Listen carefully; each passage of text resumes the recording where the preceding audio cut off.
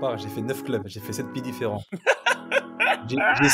J'ai signé 2 contrats le 31 août. Ça m'a rappelé mon premier banc contre le PSG avec Metz au parc. J'étais tellement content, tu vois, j'étais fou. Alors, mon coach, avant l'échauffement, je dis coach, je suis grave pas bien. Il m'a dit, hey, c'est pas grave, tu restes sur le terrain, tu parleras moins, c'est tout.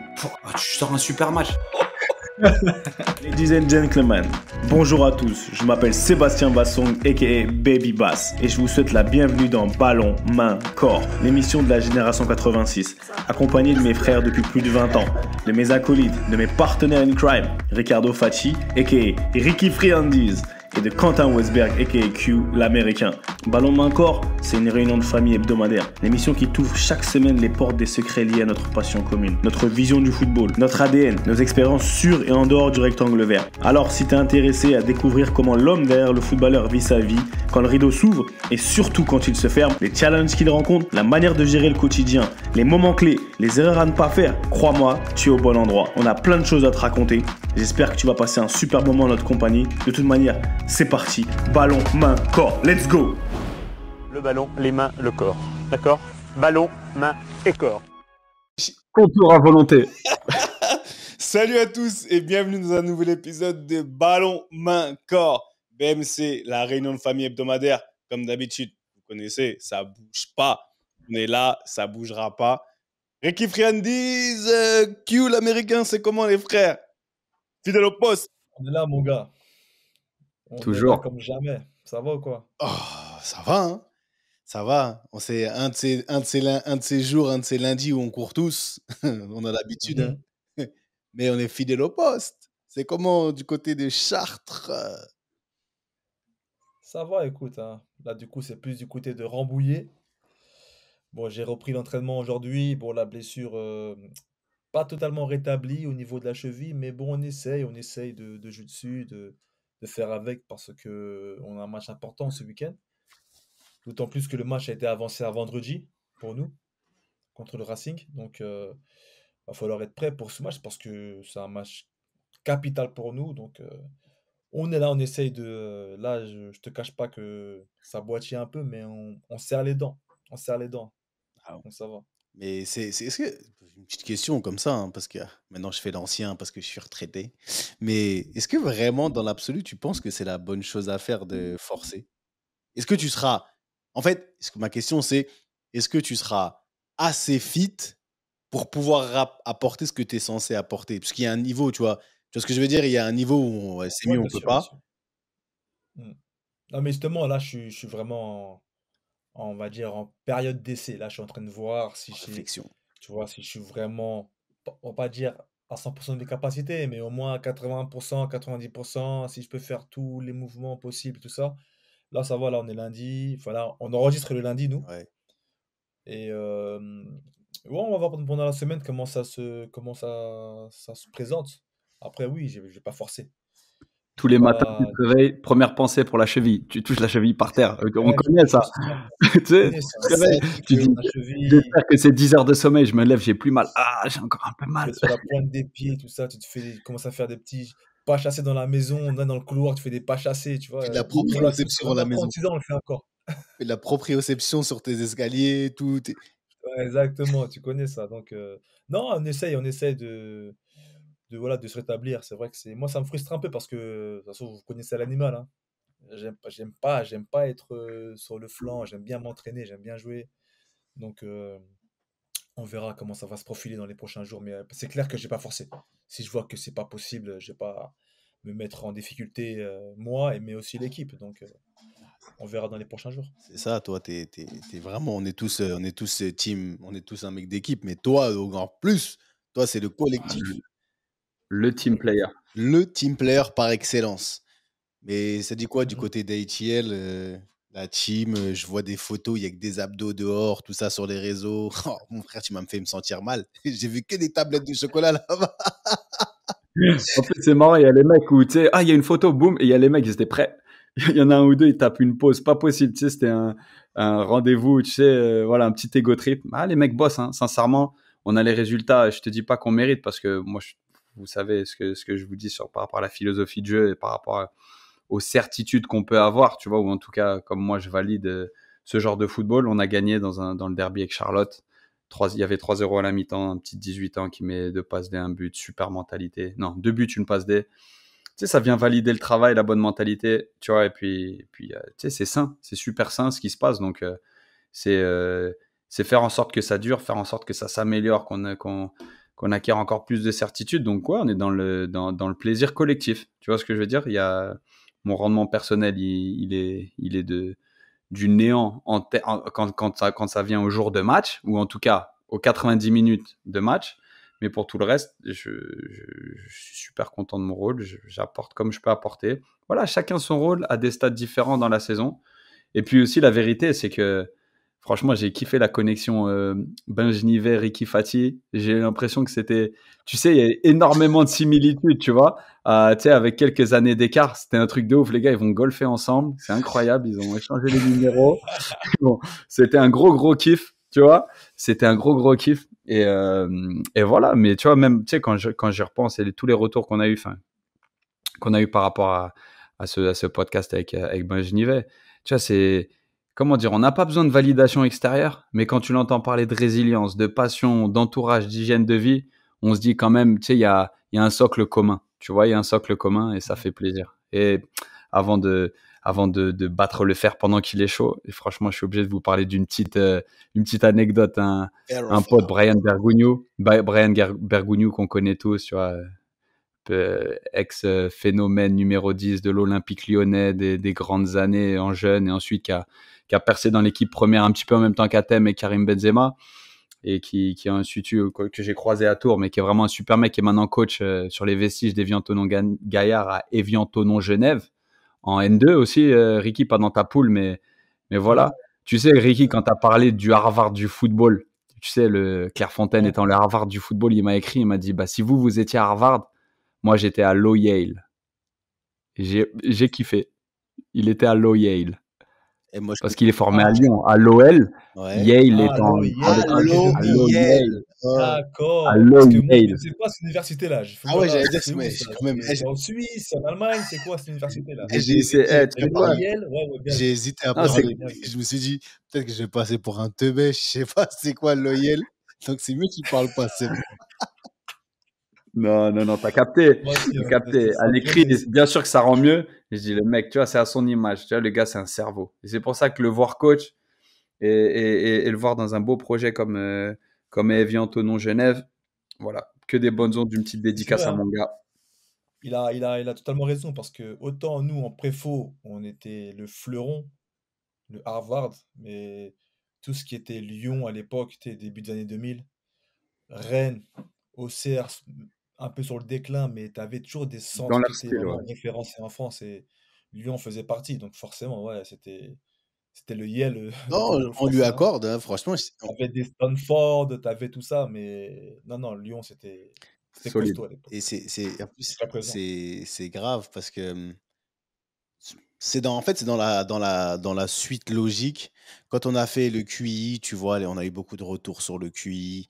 Et même la semaine dernière, avec Ricky, Benjamin Nivet, etc., c'était extraordinaire, tu vois, de connaissances, d'échanges. Et en fait, je me suis dit, parce que quand j'ai vu Benjamin Nivet, je l'ai entendu parler, je l'ai réécouté même parler, on l'a vécu, et après je l'ai réécouté parler, parce que moi-même, je voulais réécouter pour vraiment prendre, tu vois, les bribes et les moments cruciaux.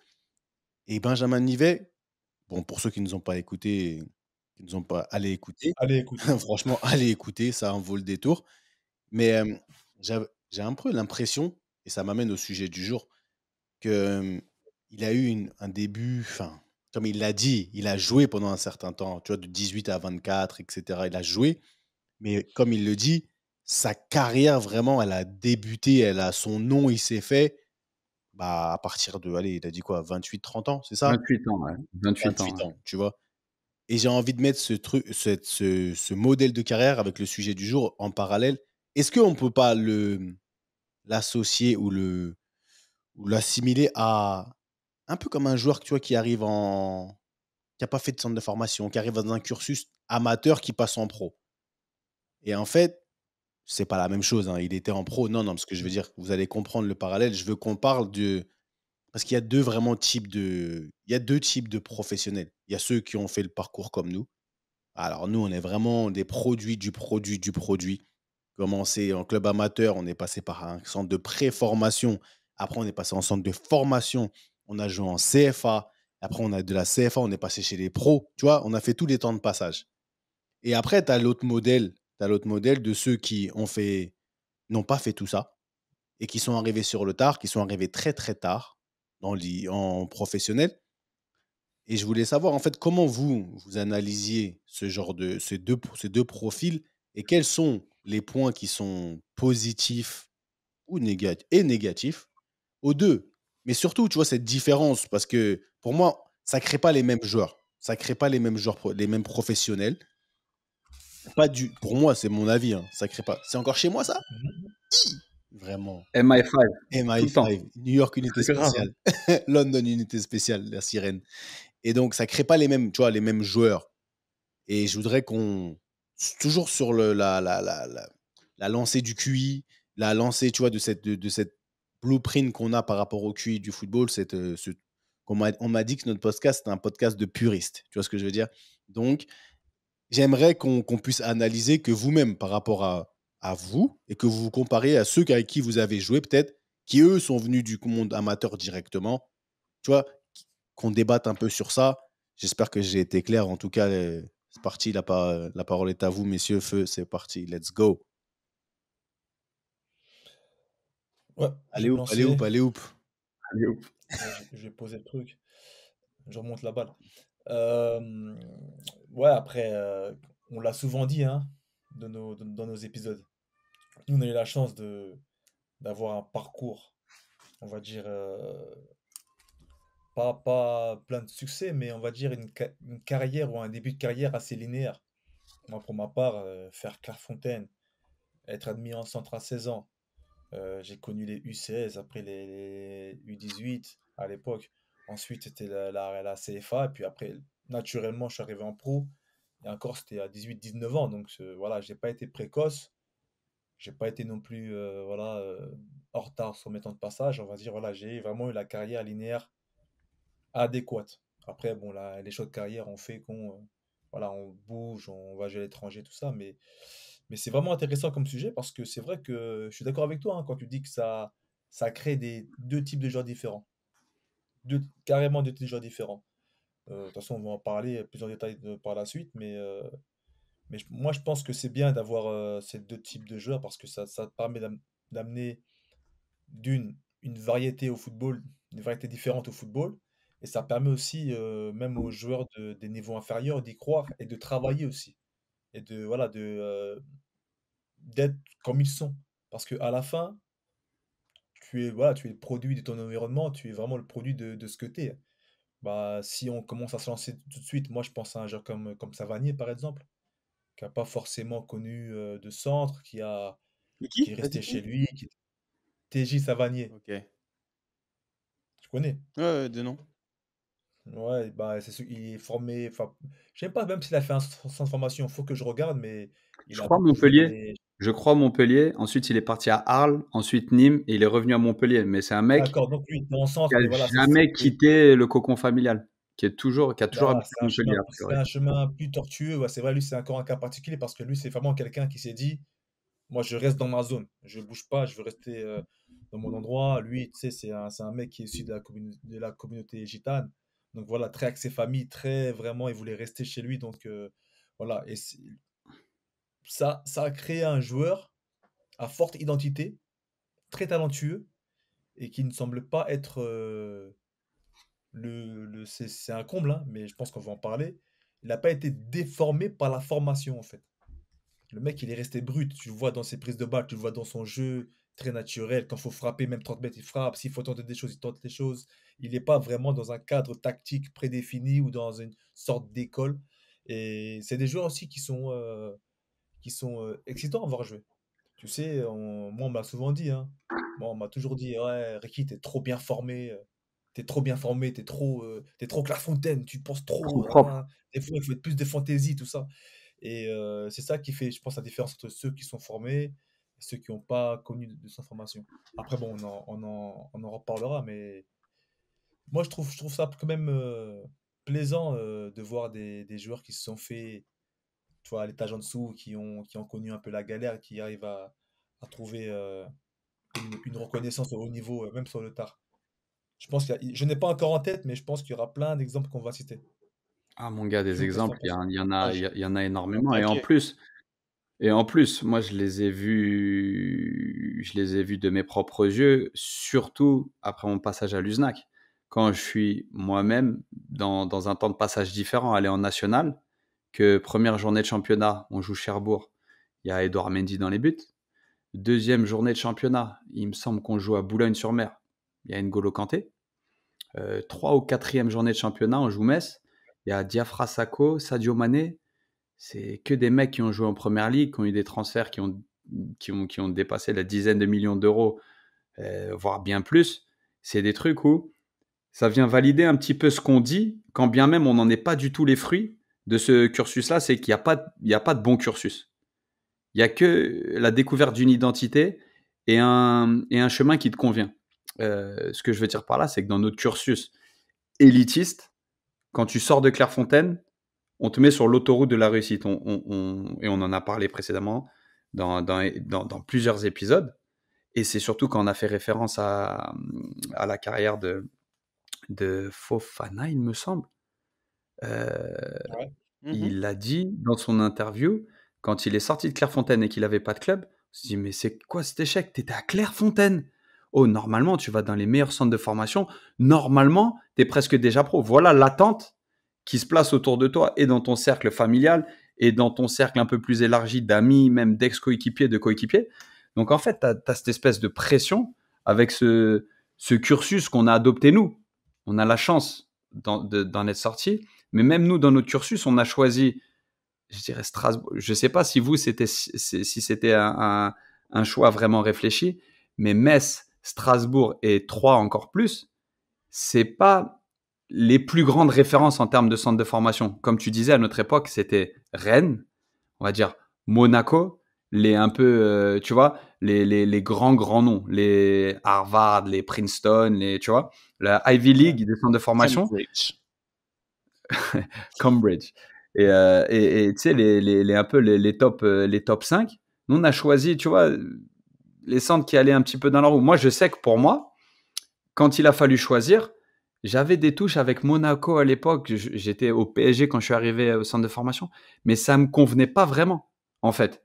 Tu comprends? Parce que quand 3 me contactent, j'avais des idées sur mon profil, je savais ce que je voulais, et c'était jouer et c'était gravir les échelons assez rapidement. Mettre en pratique ce cursus Clairefontaine, c'est 3 années à Clairefontaine. Donc quand 3 me dit viens chez nous, tu t'entraîneras avec les 18 directement. L'idée, c'est que tu ailles en CFA la deuxième année. Il y avait un espèce de plan de carrière tracé, si je cochais certaines cases, qui faisait que ça m'excitait plus que Lille, dont j'avais visité le centre de formation, qui me disait, voilà, la première année, tu seras en concurrence avec le gardien qu'on a actuellement pour les 16 ans.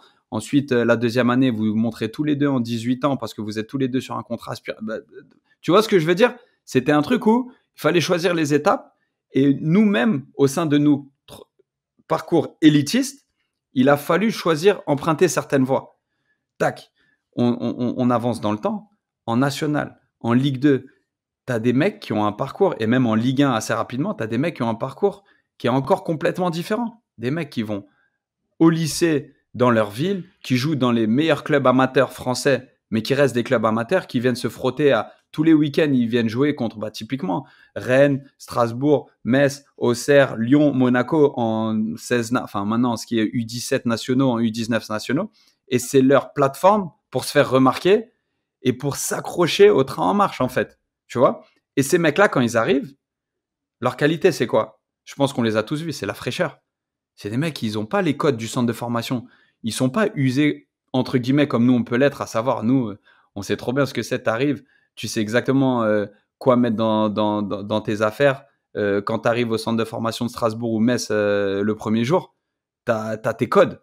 Tu connais les codes, tu sais comment agir. Le mec arrive en centre de formation, non seulement il arrive un peu en fan, il arrive un peu comme c'est une opportunité incroyable, mais en même temps, il répond qu'à ses codes qui sont encore super frais du mec qui a grandi, entouré des siens, entouré de ses proches, et qui se dit, vas-y, je vais tout casser. c'est ma dernière chance, c'est ma première et dernière chance. Vas-y, j'y vais. Et les exemples, ils sont immenses. Les plus connus, c'est quoi? C'est Franck Ribéry, N'Golo Kanté. C'est des mecs jusqu'à 19-20 ans. En passant par un centre comme Franck Ribéry s'est fait virer ou N'Golo Kanté, ils jouaient avec mon petit frère à Suresnes en excellence et ils sont montés en PH ensemble. Le week-end, quand je rentrais à Paris, j'allais voir N'Golo jouer contre la Colombienne, contre Villeneuve-la-Garenne, ou tu vois. Ouais. Et 2 ans après, je jouais contre lui. Et 3 ans après, je le voyais à la télé soulever la Coupe du Monde. T'as capté? Si ça, c'est pas le meilleur exemple de... Il n'y a pas de bon cursus, il n'y a que des identités à trouver et ensuite saisir ces opportunités, ça se vérifie là. Après, on reviendra sur les avantages et les inconvénients, mais c'était un petit peu pour introduire aussi le sujet qui, vas-y, tout de suite, vous connaissez, ça fait fumer. Parce que, encore une fois, j'ai joué avec un mec, Khalid Boutaïb, qui venait de Uzès Pont du Gard.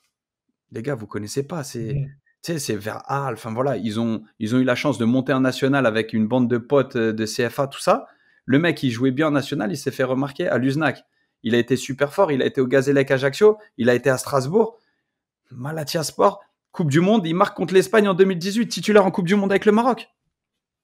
Le gars, il avait 0 code du centre de formation, mais il avait une fraîcheur qui encore maintenant le caractérise à 35 ans. Parce que le mec, il sait que c'était une force pour lui.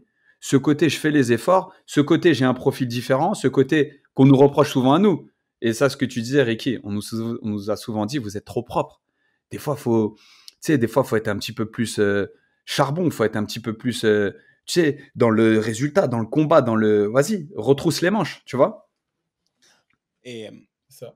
après, tu vois, et on va y aller chronologiquement parce que vous avez tous les deux parlé de notre cursus qui nous amène au centre de formation, qui sort du centre de préformation, qui nous amène au centre de formation. Maintenant, quand tu arrives au centre de formation, par exemple, on a été trop propre. Moi, je me rappelle très bien, ma première année, Monsieur de Tadeo, il me dit à un moment donné, parce que je sais pas, il dit oui, vous, les joueurs de Clairefontaine, quand vous sortez, en gros, il va falloir qu'on vous règle. Parce que vous avez été nourris, logés, blanchis, et tu vois, il va falloir vous salir un petit peu. Et il me disait les Beria, les Mustapha Guedou, il me sortait tous les blasts, tu vois. C'était toujours pareil, vous tous, tout ça. Il me dit, donc en gros, il me dit, tu vas devoir défendre et apprendre à défendre et tout. Mais pour revenir sur un des points que tu as mentionné, Q, mais même toi, Ricky, faut pas se mentir, notre cursus, comme vous avez dit, il était pour moi, l'avenir, il était déjà tracé. Ça veut dire que, à moins que tu déconnes de ouf, moi, je suis arrivé à Metz, j'avais un contrat espoir. À moins que je fasse vraiment n'importe quoi, ça veut dire que mon contrat, il était... Le contrat espoir, c'est encore différent pour ceux qui ne connaissent pas du contrat aspirant. Le contrat aspirant, ça donne un peu moins de garantie. Mais à l'époque, un contrat espoir, quand tu as signé j'arrive, je signe déjà mes 5 ans, mes 3 ans aspirants plus mes 2 ans espoir. J'ai pas besoin de me reposer parce que c'est pas mon caractère. Je vais chercher les choses. Mais le fait de sortir de Clairefontaine, ça donne un avantage extraordinaire. Faut dire la vérité. Non, le fait de sortir de Clairefontaine, ça donne un avantage parce que tu avais déjà les codes du centre. Ah. Tu avais déjà cette formation que tu avais déjà enclenchée à tes Mais 13 même au ans. niveau Moi, je pense contractuel. que c'est ça. Au niveau Il y contractuel. avait, il y avait aussi un côté contractuel, mais ça garantit rien, Non, mon mais ça pote. garantit rien. Moi, je Mais pense quand que tu es le plus à contrat l'aise, ne garantit rien. t'es plus à l'aise quand tu sors de Claire. Tu sais que, en gros, tu sors de Claire, tu sors de la vitrine. Quand tous les gens ils viennent nous voir à Clairefontaine, et je parle de notre cursus à nous, c'est quand ils viennent faire du lèche-vitrine. Ça veut dire qu'ils viennent et c'est comme aujourd'hui. Ça veut dire que la loi de l'offre et de la demande fait que tu as un avantage quand tu sors de Clairefontaine, quand tu vas visiter tous les centres de formation et que, parce qu'on sait que tu es un petit produit de l'INF, même Oui. comment on te courtise, en fait, depuis l'enfance, on est programmé, bien sûr, par rapport au code. Mais on est, comme tu as dit, on nous a montré le blueprint, la manière de faire. On l'a eu tellement tôt que moi, je pense qu'on ne peut pas ne pas être aussi, comment on dit ça, polish, être aussi lisse. En fait, on nous a formaté tellement tôt que ça ne m'étonne pas qu'on nous dise à un moment donné, il va falloir qu'on vous salisse un petit peu. Parce que nous, on a grandi, et c'est pour ça que j'amène dans ce cursus, les différents cursus, c'est que moi, ce que je vois, c'est qu'à un moment donné, on est dans un truc où nous, on nous a martelé la culture du jeu, le QI, la culture du jeu, et on l'a grandi avec ça, mais pas la culture du résultat. Pas la culture du résultat. Ce que je parle au départ, Clairefontaine. Quand tu arrives au centre de formation, je pense que, après, c'est mon cas, tu prends une claque. Tu prends une claque, tu as une période d'adaptation où tu te dis, là, c'est pas comme à Clairf où même si on était en concurrence, et on était en concurrence, mais on était quand même, on s'aimait tous quand même, tu vois. Au centre, c'est déjà un peu plus réaliste par rapport à attention. C'est comme tu disais, Q, que quand on arrivait à Clairf, au départ, on s'est dit que c'est l'INF, et tu vois que c'est la jungle. Mais quand tu arrives au centre de formation, c'est la jungle 2.0. Et je pense que dans notre éducation, dans notre cursus, les joueurs qui sont issus d'un cursus, entre guillemets, normal, on est, à moins que, enfin, on a besoin de ce rappel à l'ordre. On a besoin à un moment donné de passer, tu vois, cette transition. Et c'est pour ça que je pense qu'il y a beaucoup de joueurs aussi qui entre guillemets, qui calent, tu vois. Et contrairement à ceux qui sont, moi je parle même pas de ceux qui sont arrivés au centre de formation plus tard. Il y en a qui sont arrivés au centre de formation plus tard. Tu parles de Wesley, pas Wesley, de Fofana, tu vois. D'accord. Youssouf, là. Youssouf, tu vois. D'accord. Ça, il a eu un contretemps. Il est reparti à Strasbourg. Il a quand même connu cette période un peu centre de formation. Mais il y en a, comme vous avez cité, qui arrivent directement en pro. Et moi, c'est de ceux-là que moi, ces gens-là, je trouve qu'ils ont été. Nous, comme il y a des gens dans la vie, ils sont biberonnés au salariat, tu vois, et qui ne sont pas entrepreneurs parce qu'ils ont été biberonnés au salariat et je ne peux pas leur en vouloir de ne pas prendre des risques ou d'être fait d'une certaine manière. Je pense que nous, on a été biberonnés je dirais pas la perfection, mais tu vois, ce modèle qui passe partout. Après, c'est notre adaptation, notre adaptabilité à mixer le côté, ce que eux, les autres, ils ont, ce côté vraiment chien de la casse, dans le sens où ouais, j'ai la dalle. Ça veut dire que, quoi qu'on dise, nous, on a la dalle. Mais on peut pas nous en vouloir, parce qu'on a été éduqués comme ça.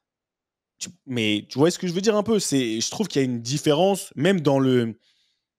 Dans la dalle. Dans la dalle, elle est différente. Bah, c'est Mais, clair. c'est- Quand le mec, il te voit parce qu'ils savent ce qui se passe, comment ça se passe au centre, comment ça se passe quand tu es en réserve.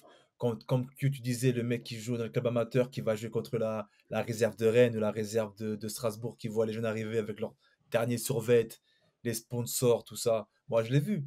Tu sais, récemment, je suis parti voir un match des moins 19. Je suis parti voir FC 93 à Bobigny, 93 contre Strasbourg. Et tu vois, ça a fini 2-2. C'était un super match. Mais tu vois l'opposition de style entre deux équipes. Tu vois, le club pro formation qui essaie de relancer, qui essaie de jouer, qui essaie de faire du jeu, qui essaie de gagner par la maîtrise. Et en face, une équipe pas de 93, talentueuse aussi, mais très brute. Très très brute dans le sens on arrache tout, on gagne un peu au vice, on gagne un peu, tu vois, on essaie d'utiliser les éléments extérieurs. Tu vois, comme tu as dit, c'est un peu à la. Gagner C'est pour un peu exister. Gagner l'ancienne, tu parce vois. que c'est ta plateforme pour partir du FC 93 et justement attirer l'attention d'un Strasbourg, d'un des clubs de la poule, d'un des clubs, Ouais, c'est d'un ça, des c'est centres de ça. formation. Et c'est un peu, je te dis pas la dernière chance, mais dans la tête des jeunes, ils s'imaginent que c'est la dernière chance. Il dit après Ouais, les c'est une 19, il y a motivation le. extraordinaire. En fait, voilà, ils ont ce truc en plus. Ils ont cette motivation qu'ils ont en plus parce qu'ils voient en parallèle ce qui se passe. Ils voient les paillettes, forcément, ils voient ce qu'il y a de façade. Et forcément, ils ont envie d'y goûter. Et pour beaucoup d'entre eux, certains d'entre eux, voire beaucoup d'entre eux, bah ça marche parce qu'ils ils arrivent à franchir le pas, mais ils y vont avec leur caractère. Et souvent, c'est les clubs pro. Les clubs pro, ils aiment ce genre de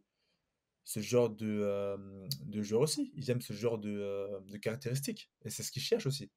Mais c'est dans le, ça, on le répète souvent, mais la beauté de notre sport, c'est qu'il y a de la place pour tous les profils.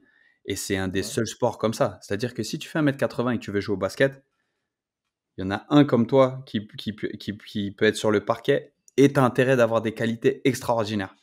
Vaut mieux que tu aies 1 mètre de détente sèche et que ton adresse, elle soit plus dans les 75-80% que dans les 60-65. En fait, si tu veux jouer au volley, pareil. et que tu fais pas 1m90, 95, il y a une place pour toi dans l'équipe. Tu vois, c'est au football américain, si tu remplis pas un cahier des charges athlétique, ta place pour exister, elle est moindre. Alors que dans le foot, non seulement tu développes des, des qualités qui sont propres à ton physique, mais qui sont propres à ton profil. Et en plus, il y a tellement d'équipes, ce qui veut dire qu'il y a au moins autant de possibilités de profils différents.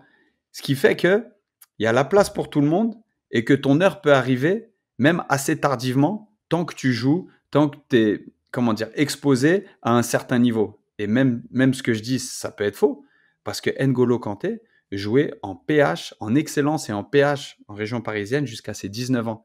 C'est même pas il jouait au Racing ou à l'ACBB en jeune, il jouait à la JSS sur N en excellence, en U15, en U17, tu vois, pour adopter les catégories actuelles.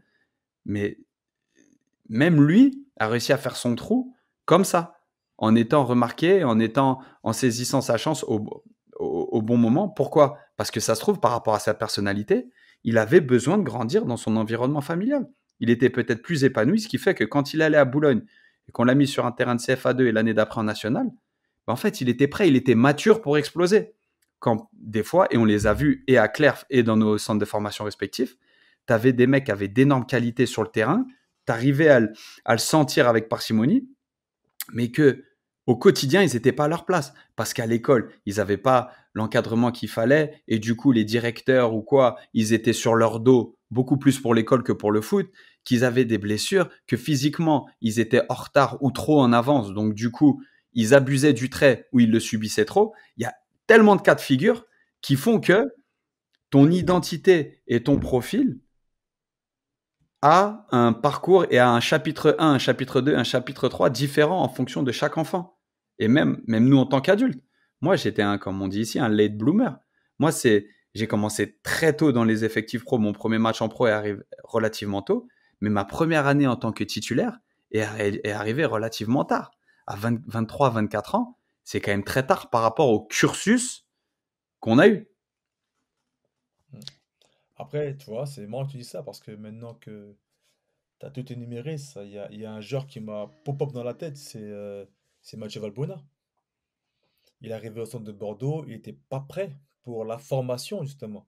Il était trop petit, il était pas assez physique pour les standards des centres de formation, le standard professionnel à son époque. Donc, il a pris le temps en amateur voilà, de prendre du coffre, de prendre du plaisir, de s'affirmer une vraie identité. Et puis après, il est devenu le joueur qu'on connaît. Donc, c'est pour ça, c'est ce que tu as dit, Q, ça résume tout. Ça résume très bien. Il y a pas, en fait, il y a pas de chemin. Nous, on a eu la chance de connaître, on va dire le cursus rêvé, quoi, le parcours quasi parfait. Quand je dis quasi parfait, c'est en tant que jeune, quoi, le cursus que tous les jeunes rêvent. Clairefontaine, centre de formation, international en jeunes, pro, etc., etc. Mais pour certains, voilà, ils doivent passer par d'autres chemins. D'autres le comprennent et l'utilisent à bon escient, comme Valbuena, comme pas mal de joueurs, même Giroud, si on pousse un peu le trait. Giroud était formé à Grenoble, c'est pas passé, donc il a dû passer par un autre chemin, par la nationale, par la D2, tout ça. Et voilà, donc c'est la beauté du foot et c'est aussi la beauté, voilà, de ce qu'on recherche, c'est justement cette pluralité de joueurs et de Moi, caractères. j'ai vu évoluer monsieur Franck Ribéry. Quand je l'ai vu arriver à Metz, d'accord? J'étais avec lui, on traînait, on jouait à la play jusqu'à point d'heure. Il venait chez moi avec Hamza Myubi. C'était mon gars, c'était mon grand. Mais en fait, ce que je veux dire, c'est que quand il est arrivé, je pourrais dire, et aujourd'hui, Franck, c'est un joueur, c'est le Kaiser. Mais On le présente plus. on le présente plus. Faudrait qu'on l'invite un jour, Non, lui, hein. t'inquiète pas, il va arriver, Franck, tu vas arriver, tu veux pas, tu vas arriver. Et Faut le travailler. non, t'inquiète, il va parler, Bilal. Et donc, mais le point que moi je pouvais voir avec Franck, c'était que je pouvais te dire qu'il sort pas d'un centre de formation. Tu parlais de brut de décoffrage, que ce soit dans son caractère, c'est son personnage. Et c'est ça, je te parle de, c'est du caractère.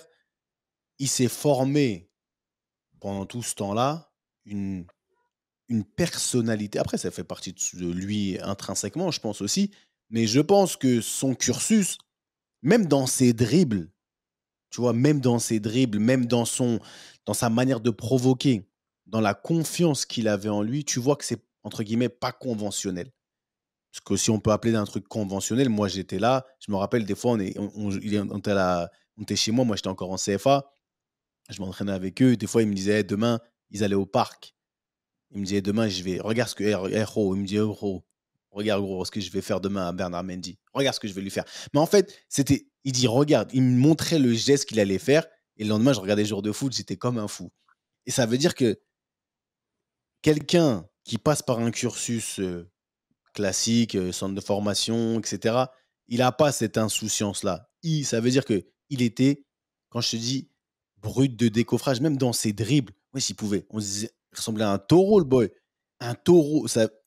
Et j'ai pas rarement vu quelqu'un qui sort du centre de formation qui a déjà cette rage.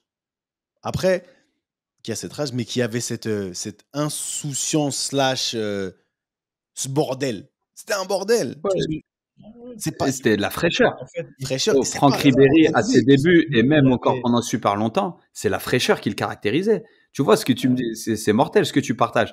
Parce que clairement, je me rappelle d'un match contre l'OM où il tente un dribble. Tu sais, sur le côté là-bas, je sais même pas si c'est pas Demetrius Ferreira. Bref, tu sens que le mec, il se l'est dit 3 jours avant qu'il allait le faire. Il allait le placer dans le match. Tu comprends? Et d'avoir cette audace, c'est caractéristique de quelqu'un de frais, de quelqu'un qui a pas les codes. Un jeune du centre de formation, il fera jamais ça sur son premier ou deuxième match en Ligue 1.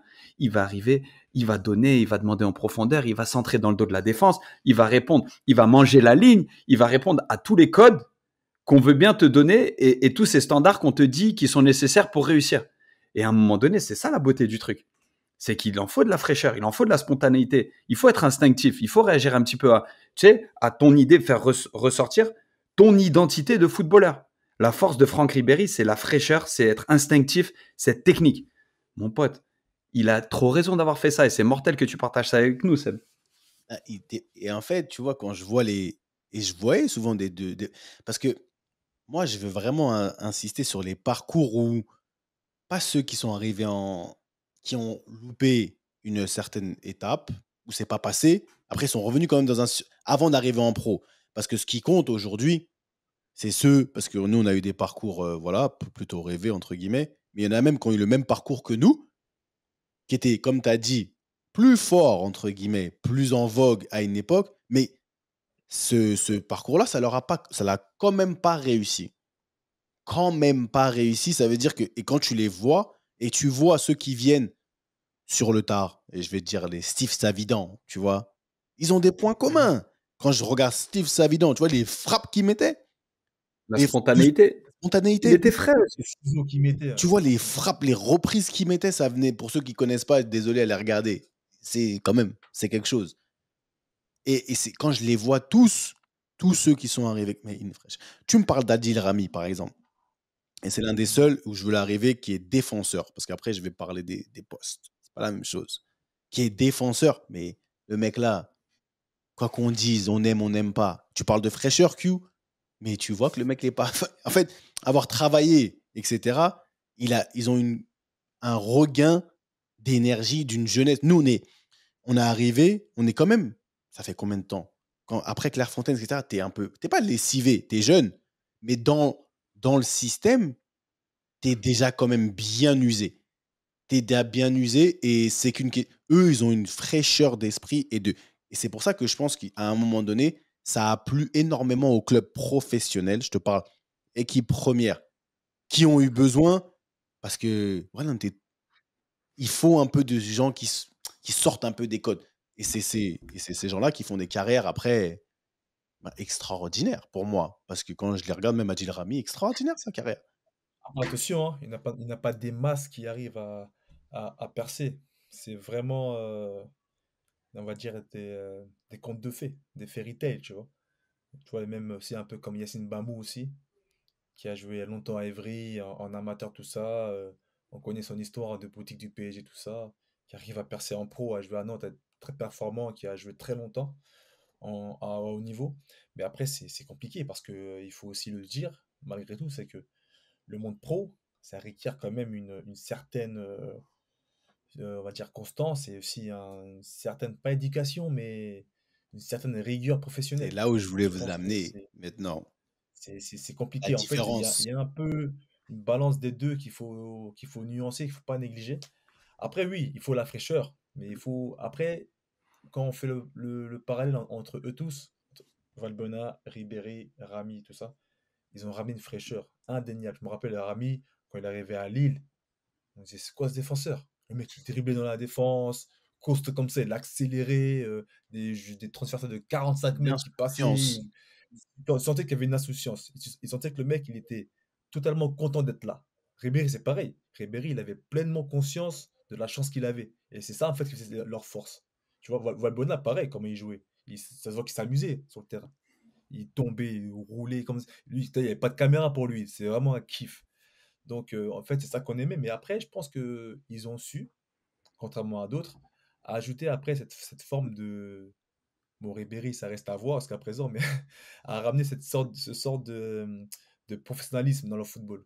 Ça veut dire qu'ils avaient quand même une certaine rigueur, ils arrivaient à être performants au quotidien. Donc, ça veut dire que j'imagine qu'en parallèle, et c'est pour ça que ce serait intéressant d'avoir Franck Ah non, ici moi je même peux te avec le nous, dire, moi je peux te le Sud, confirmer. Très grand de, professionnel. de savoir comment ils géraient leur quotidien, justement. C'est Et ça, je parce qu'il y a pense une que forcément, adaptabilité. ils ont dû se professionnaliser par la suite. Encore une fois, on en revient à l'adaptabilité et il y avait quand même son identité. J'imagine qu'il devait savoir que sa force était dans sa fraîcheur, mais il fallait qu'il réponde et qu'il s'adapte à certains codes et surtout aux exigences. Moi, à ce moment-là, je pense trop à la scène iconique du Roi Lion où Mufasa, il explique à Simba comment fonctionne la jungle, que les lions mangent les antilopes qui mangent l'herbe, mais les lions eux-mêmes, quand ils meurent, ils deviennent herbe. Enfin bref, tu, tu vois, Mm. et quand il dit, c'est C'est une de la vie. delicate Le cycle de la balance, tu vie. vois, et c'est exactement ça.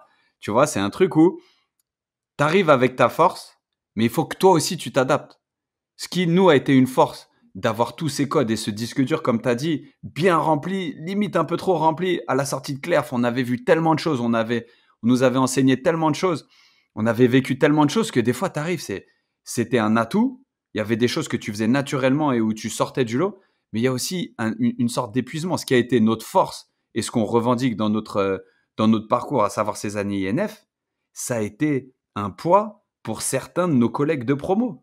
Et j'invite Ouais. tout le monde à se reporter à ce qu'on fait avec la génération 86, à toutes ces actions. On a des mecs qui lèvent le doigt volontiers devant un panel d'enfants de 13, 14, 15 ans et de leurs parents à dire j'ai arrêté le foot à 20 ans parce que j'avais pas la rigueur et le mental pour répondre aux exigences de ce que je voyais du monde pro. C'était même pas le monde pro, c'était l'étape réserve professionnelle passée avec l'équipe première.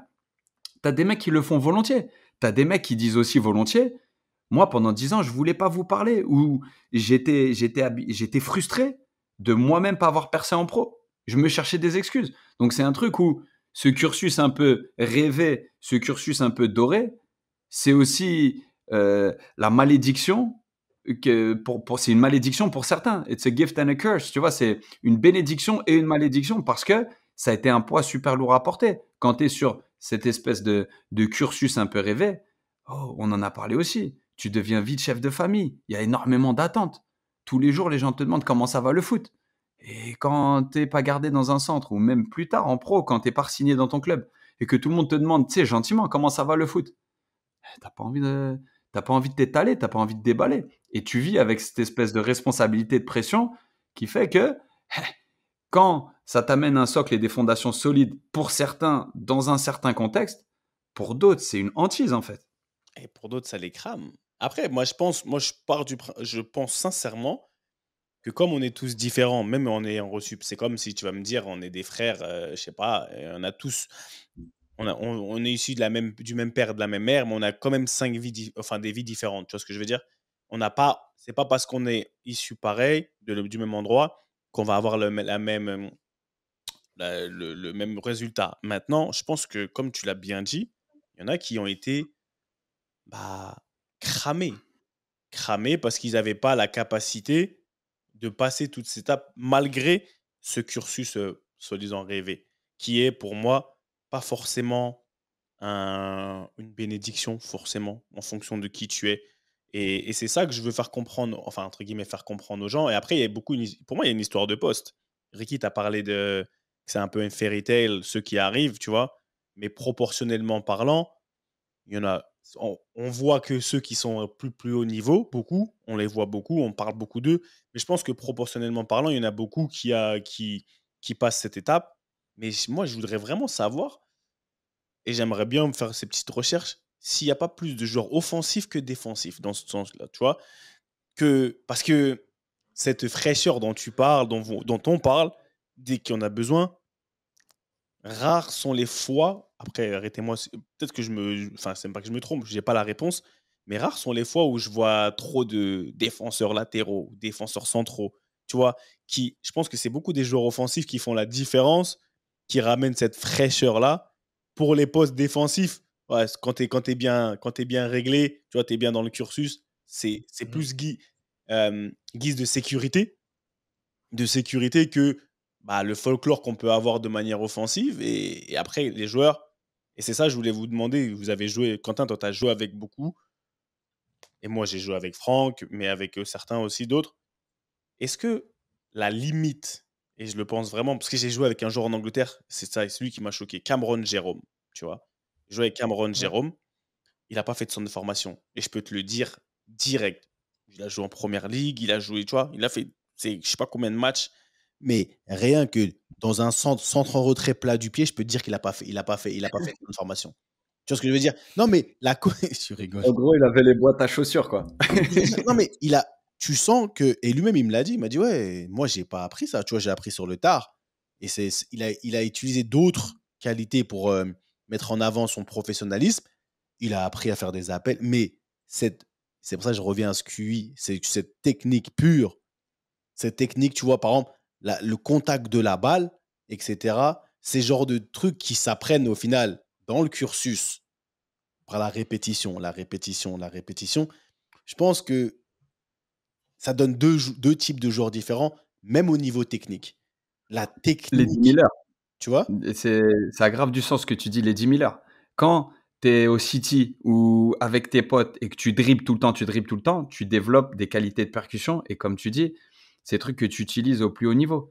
Mais le placement, l'organisation, la connexion avec ta ligne de 4 quand tu es défenseur, ton positionnement au milieu de terrain pour te retrouver dans les endroits, c'est vrai que ça, ce football instinctif-là, il est moins mis en valeur à ses postes, j'imagine. Et encore moins, tu sais, tu parles au poste de gardien. Il y a des gardiens qui sont arrivés avec de la fraîcheur. J'ai un ou deux exemples en tête. Mais c'est vrai que sur la durée, ça a été une limite. Et je vais faire offense à personne.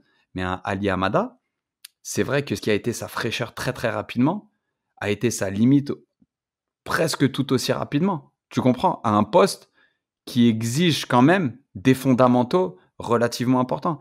Je pense pareil au poste de... C'est vrai que le poste de défenseur central, que tu le veuilles ou non, on attribue tout de suite ces clichés du patron de la défense, de ci, de ça.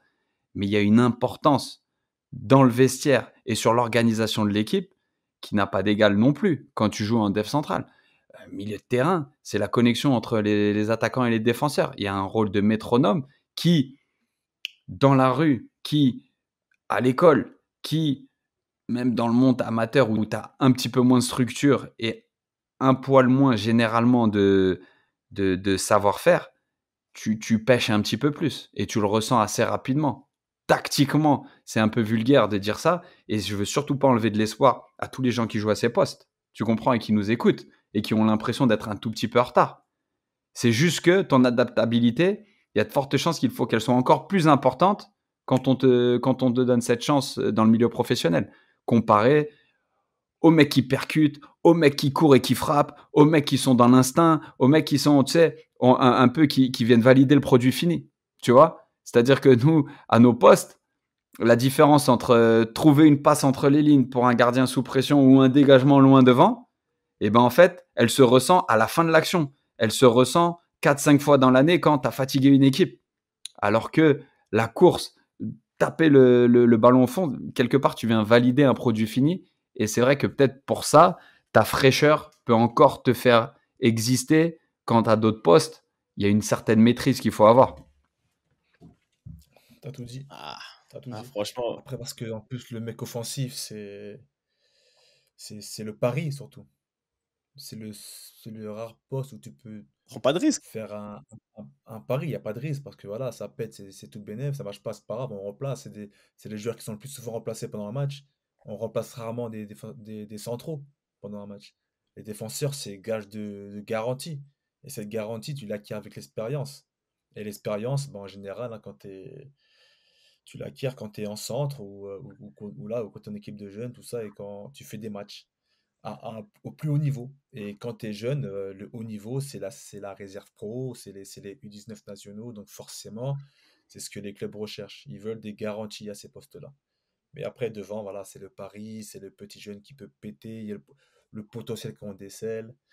Et voilà, c'est pour ça qu'il y a une différence entre les postes, tout simplement. Aujourd'hui, parce que je pense que, par exemple, chez nous, région parisienne, pourquoi par exemple, Clairefontaine a été démunie, etc. Parce que je pense que les clubs amateurs, aujourd'hui, amateurs, mais qui sont les meilleurs clubs amateurs de Paname, par exemple, Ils ont rien à envier à beaucoup, tu Ah, il vois. travaille très Ils bien. travaillent super bien. Donc, aujourd'hui, Quentin, il parlait tout à l'heure du fait de rester dans son cocon. C'est moins un problème aujourd'hui, être à 17 ans ou 16 ans dans un club super bon parisien, ou bon, tu vois, enfin, je dis Paris parce que c'est chez nous, tu vois, en France, que ça l'était avant. Et vu comme il travaille super bien, je pense qu'aujourd'hui, et c'est pour donner de l'espoir et vraiment tu vois, de la force à tous ceux qui sont dans cette situation-là, je pense qu'il y a pas, c'est pas qu'il n'y a pas grand-chose à envier. Bien sûr qu'il y aura toujours une différence, mais l'écart à combler, cette expérience que tu vas prendre, parce qu'au final, quand tu commences, tu lances un jeune défenseur central de 17, 18 ans, au milieu de terrain, bah, tu sais qu'il est perfectible. Tu sais qu'il va pas arriver en produit fini. Tu sais qu'il va arriver, tu vas regarder sa marge de progression, tu vas voir les erreurs qu'il va faire, mais parce qu'il est dans un environnement très professionnel, je pense il est apte et amené à progresser plus rapidement parce que l'environnement fait que. Mais le jeune de 17 ans, je pense qu'il joue dans les meilleurs clubs parisiens, vraiment à 17 ans, 16 ans, 17 ans, 18 ans. Je pense que lui, ce qui lui manque, c'est juste l'environnement. C'est pas l'exposition du match. Il va jouer, il va prendre du galon parce qu'il va jouer des matchs. Il va jouer contre ce même petit. Peut-être que lui, il joue tu vois, en CFA, l'autre, il joue en U19. Il y a les U19, par exemple, du FC 93 aujourd'hui. Vu comment ils travaillent bien, les mecs, je pense que ce qui va leur manquer, c'est le professionnalisme en global. Tu vois, et c'est ça qui va, malheureusement, à un moment donné, donner des joueurs différents. Je pense que le joueur qui sort, qui est issu du cursus amateur, quand il sort, il arrive avec sa fraîcheur, sur la durée, à part si tu es un ovni comme Franck, parce qu'aujourd'hui, pour moi, Franck, c'est un ovni. Rami, c'est un ovni. C'est un mec qui a su s'adapter, qui a su comprendre ce qui lui manquait, travailler dessus, parce que je le voyais Franck s'entraîner, travailler techniquement, tu vois, la précision, la vitesse avec laquelle il enchaînait, chose que nous, on a appris, on a des choses qu'on a acquis pendant nos années de formation, parce qu'on nous a répété ça, tu vois, et de préformation surtout. Je pense que ça, c'est des ovnis. Et je pense qu'il y a une différence. Et c'est pour ça que tu vois, je pense qu'il y a un joueur qui a bien su garder son avance. Parce que pour moi, voilà, c'est ça que je voulais finir. On a une avance. Quand tu pars via un cursus comme le nôtre, je pense qu'on part avec enfin, on l'a mérité, hein, on est parti la chercher. On ne nous l'a pas donné cadeau. Mais tu as une avance par rapport à celui qui n'était pas là. Ma question que je poserais aux petits, aux plus jeunes ou ceux qui sont dans cette situation, c'est qu'est-ce que tu vas faire? Comment tu vas faire pour garder cette avance? Parce que si tu prends pas conscience que tu as de l'avance, celui qui est derrière toi, qui est le petit, qui, comme tu as dit, qui regarde le survêt, qui est ceci, que ça, lui, il aura la dalle. Et cette dalle-là, elle peut vraiment raccourcir le gap, le gap, Quentin. Le gap, Ouais, Quentin. ouais, l'espace, ouais, l'écart. Voilà, l'écart, L'écart. l'écart entre bah, le soi-disant Ah, professionnel, le Gap, on le dit aussi en français, le non? Gap. Non, Gap, il y a que le magasin Gap. Je sais pas en français, moi. On le dit pas en français, Le Gap, je crois, l'écart, tu vois. L'écart, L'écart, ouais, ouais. ok. Et je pense que c'est ça que moi je poserais la question à tous ceux qui sont dans le cursus professionnel. Il n'y a pas de problème. Mais comment tu fais pour garder ton avance? Et une fois que tu as compris ça, quand tu as de l'avance, tu as de l'avance. Parce que tu es exposé, tu l'as pas volé. Maintenant, garde ton avance et développe ce que peut-être l'autre là, qui lui n'a pas sa chance, lui il a dans la grinta. Tu parlais de la grinta, Ricky. Tu vois, il a ce truc. Et je pense qu'après, les deux feront la paire. On a besoin des deux, tu vois. Rapidement, 2 exemples. Le petit à 18 ans, qui, comme nous, depuis l'âge de 13 ans, a ses équipements gratuitement, qui collectionne tous les ans l'habitude des pactages, qui font rêver. Typiquement, le petit du FC 93, le petit des très bons clubs amateurs, tu sais, en périphérie de grandes villes. Tu vois, le mec à 18 ans, il prend tout pour acquis. Quand le même mec de ces clubs amateurs qui bosse comme un ouf, qui a cette grinta, comme tu dis, il le fait presque comme un objectif. Donc quand ils arrivent tous les deux dans le même club l'année d'après, à 19 ans, il y en a un qui est un peu lassé, blasé, ouais, c'est normal. Et t'as l'autre pour qui le simple blason, l'équipement tout neuf avec l'étiquette qui retire, tu sais, dans les plastiques. Vous connaissez ce feeling, même moi encore à 36-37 ans, quand on me donne les pactages, je suis trop content.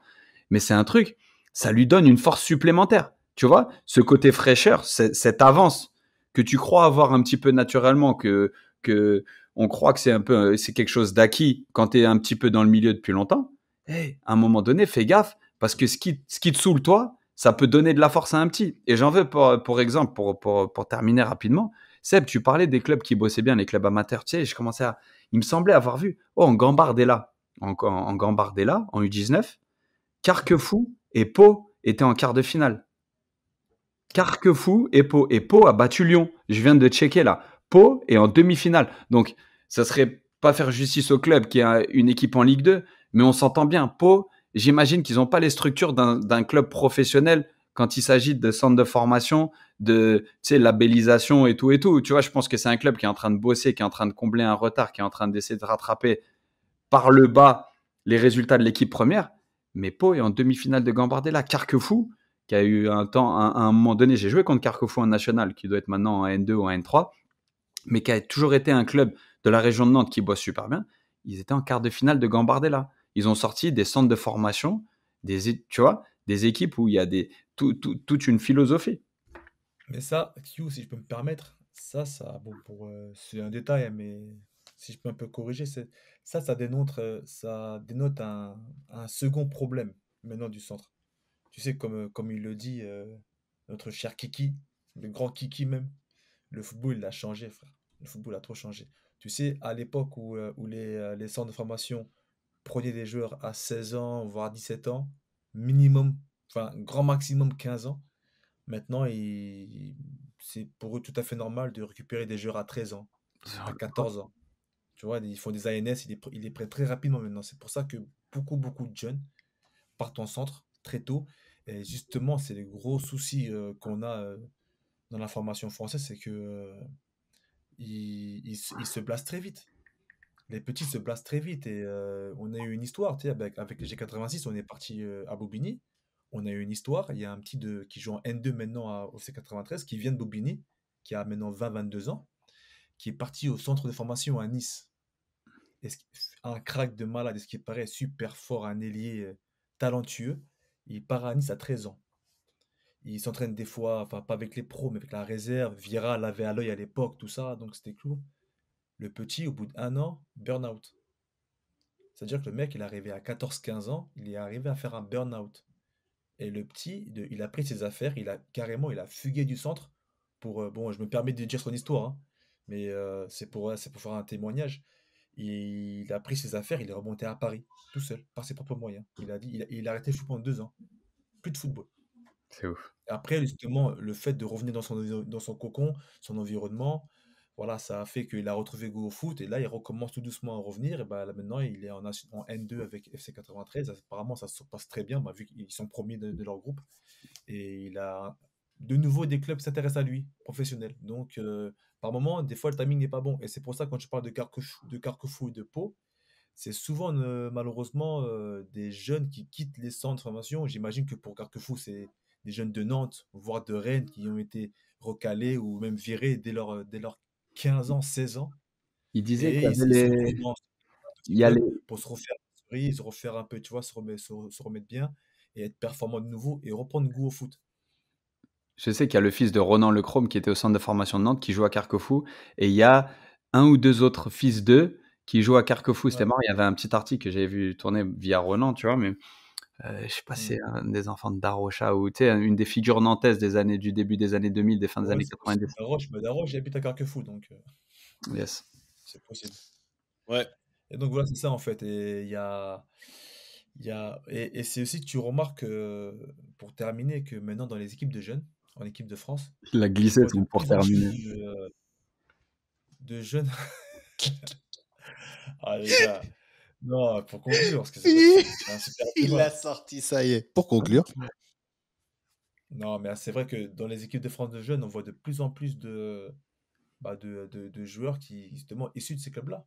À l'époque, tu voyais que des clubs pro, tu voyais Le Havre, Nantes, Sochaux, tout ça. Maintenant, tu vois des petits de Montfermeil, Toi, t'es un tu vrai vois des petits passionné. de T'épies Palma, de encore Toulouse. les compositions de France U16, tu vois d'où viennent les joueurs, les clubs et tout. J'aime trop ça, moi. Ah, Il aime toujours trop fort. ça. C'est Tu sais pourquoi, frérot? Je regarde la liste des U17, je vois un petit Fatih qui pop-up comme ça, là. Ah bon? Il y a un Fatih qui revient là? Et du coup, bah, je regardais un peu les effectifs, tout ça. Et puis, c'est marrant, tu vois des petits de clubs amateurs, c'est bien. C'est rafraîchissant, c'est bien. De ouf. Ça prouve que les clubs travaillent bien aussi. c'est pas faux, il travaille très très bien. Ouais, ça dit quoi ce week-end, Etiel et Chartres? Ah, Chartres, moi, mon côté Chartres, ça dit Finale, je l'ai dit au début, hein. vendredi, finale ça dit vendredi. vendredi. Vendredi. Finale vendredi. Finale vendredi, hein, contre une grosse équipe de Racing. Bah, pareil, hein, encore un club amateur qui tourne bien, qui marche bien, qui fait jouer les jeunes, tout ça. Qui, je pense, aura aussi quelques joueurs qu'on verra à l'étage supérieur, sans aucun doute. Donc voilà, c'est un match intéressant. On va jouer, nous, en mission maintien, même si elle s'annonce ardue, hein, on va pas se mentir. Mais on va essayer de gagner ce match. Vous savez, dès qu'on gagne un match, tout peut changer dans les têtes et dans les pieds. Donc on va s'atteler à faire un bon match. Mais moi, je suis dégoûté parce que finalement, c'est du 50-50 en fait pour moi, en Ouais, toi, fait, au t'es day niveau by day. Hmm. Hein? Demain matin, quand tu vas te réveiller, premier appui, cheville. Deuxième appui, tu vas tâter ton tibia.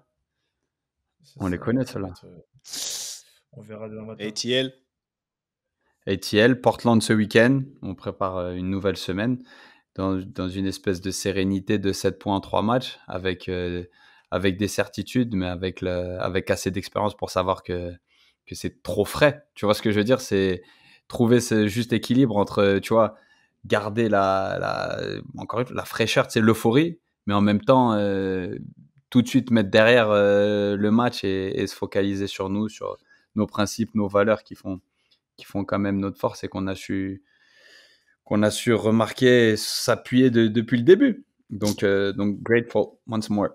non, c'est bien, c'est bien. En tout cas, du côté de London, on est là. Seb SMS, ça arrive, ça va pas bouger. Cette semaine est la semaine du You're worth it, tu vaux la peine, on en vaut la peine.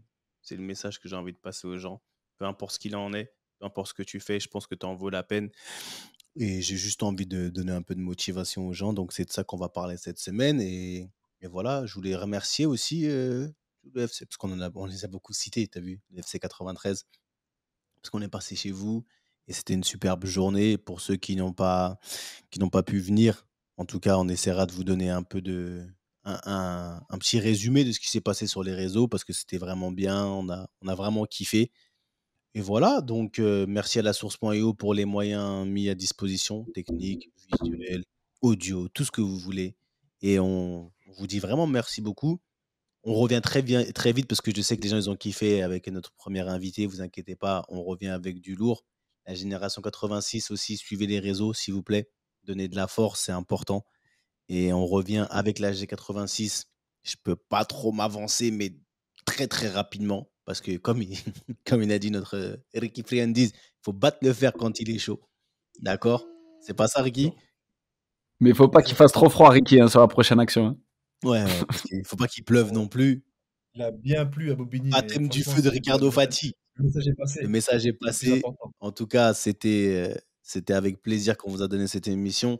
On revient bientôt avec un nouvel invité aussi. Ne vous inquiétez pas, c'est dans les petits papiers. On va continuer. Je sais que les gens, vous aimez le côté puriste de BMC. On assume le QI du football, il est là et on le partage avec tout le monde.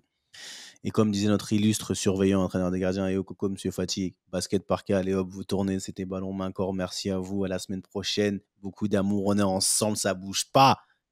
One love. Merci beaucoup.